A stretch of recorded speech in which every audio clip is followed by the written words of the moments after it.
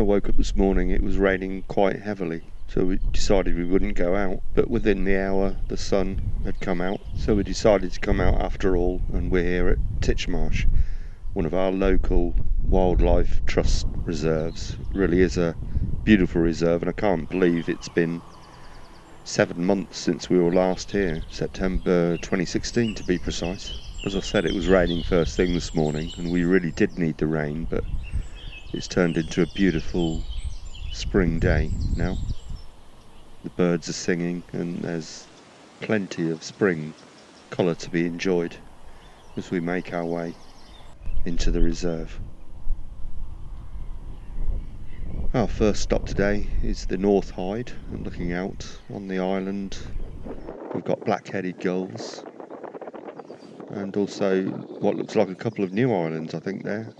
And they've got common terns on them at the moment.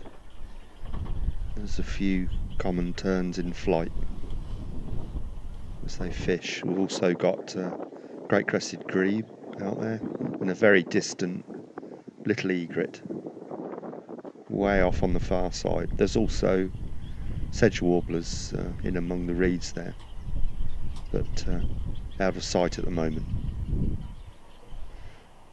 Moving on now, just making our way towards the River Nen. Going to take the river walk.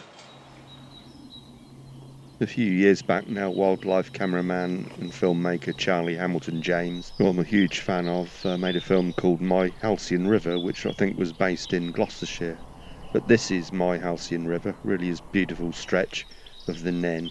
The riverbank is bordered by trees which are full of birdsong in the spring and summer, and if you're lucky you might see kingfishers, or if you're very lucky, even an otter. This part of the reserve can get a little bit boggy though, as you can see, although it's dried out at the moment.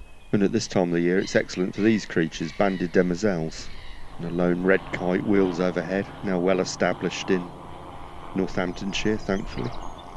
You can also get good views of common tern on the river too, as they fly up and down looking for fish.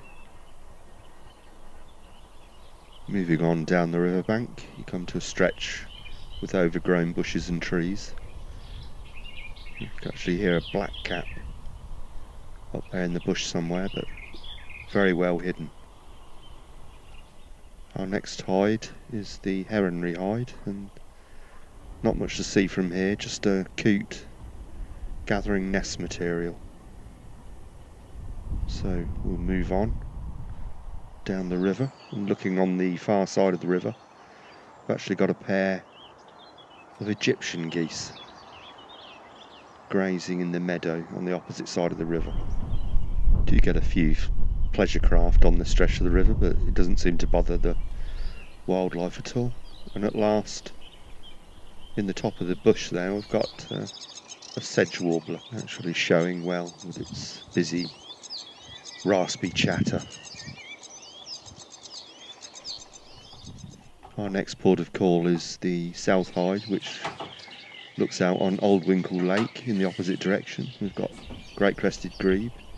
It also looks out over this reed bed, which is home to sedge warblers, reed warblers, and this bird, the reed bunting. This is a male, and this reed warbler has just emerged from the reeds to feed on any small insects it can find. Any that are still here in the autumn and insects are scarce, they will switch to berries. And just flown onto the feeder, a female great spotted woodpecker enjoying a feast of peanuts. On we go now as we make our way anti-clockwise around the reserve, and as if from nowhere, suddenly two hobbies swoop through the sky above us.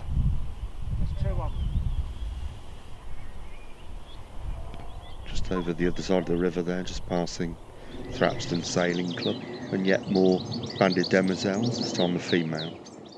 Just passing the trout fishery now, and in the bushes that run along the path in front of us there is a whitethroat. I suppose a similar song to a blackcap, but a little bit more scratchy, less melodic. and yet more sedge warblers. And that's it, we're almost back at the car park. It's been a really pleasant spring day here, and we certainly won't be leaving it as long before we come back. See you next time.